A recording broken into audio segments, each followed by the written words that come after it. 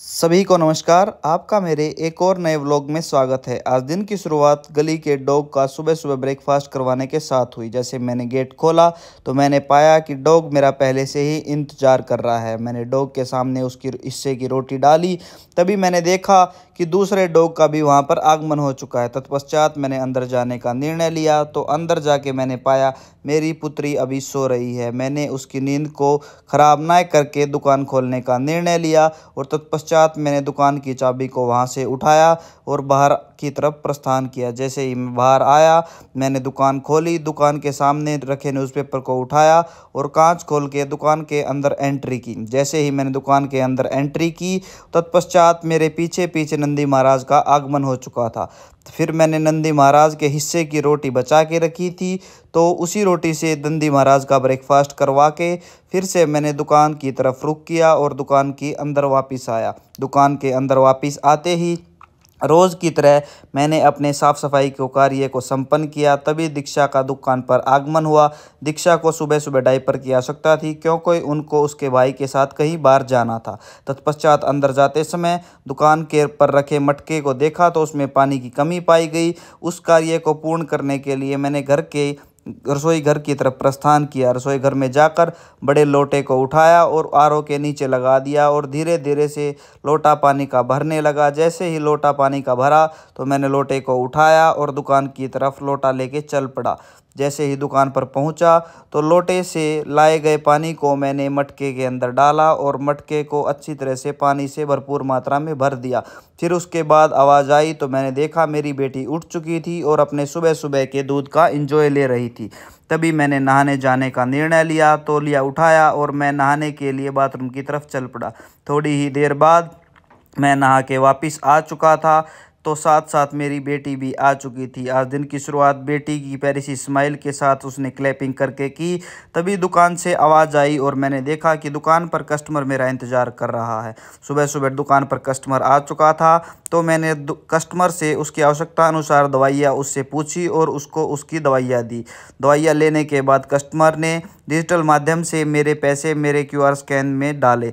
फिर मैंने दुकान पर पूजा करने का निर्णय लिया और पूजा की।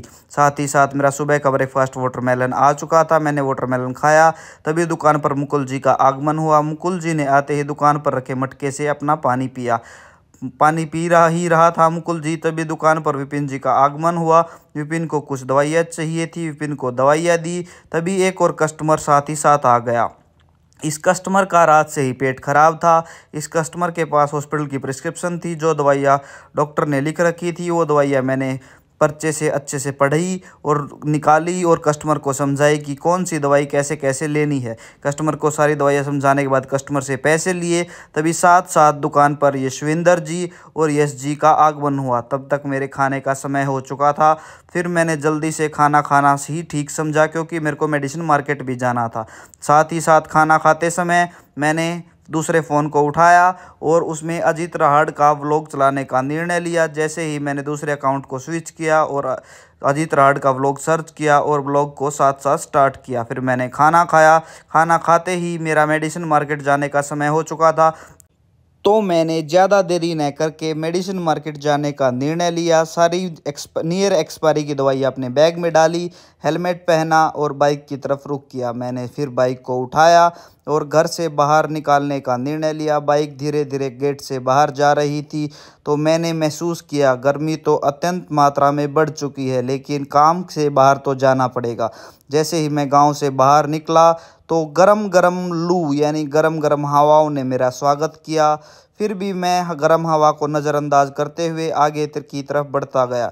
जैसे मैं आगे की तरफ चलता गया तो मैंने रास्ते में पाया कि गेहूं के गोडाउन के बाहर लंबी गाड़ियों की कतार लगी है। इन गाड़ियों में जो गेहूं भरा था वो हमारे ही आसपास के गांवों की मंडियों से भरकर लाया गया था और यहाँ पर गोदाम में स्टॉक करना था। तभी सामने से गाड़ी आई तो मैंने बाइक को साइड किया और सामने से आ रही गाड़ी को रास्ता दिया। फिर मैंने धीरे धीरे गेहूं के गोदाम को क्रॉस किया तो दूसरी तरफ भी मैंने पाया कि सड़क पर दूसरी तरफ भी गाड़ियों की लंबी कतार लगी हुई थी। जी हाँ, इन गाड़ियों में भी गेहूं थे जो इस गोदाम में स्टॉक होने थे।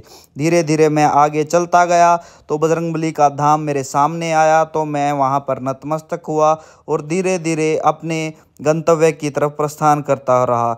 लू बिल्कुल मेरे को अच्छे से परेशान कर रही थी, लेकिन फिर भी मैं चलता रहा और तत्पश्चात मैं रोहतक पहुंच गया। सबसे पहले मैं वेटनरी के होलसेलर राधे राधे फार्मा की दुकान पर पहुंचा।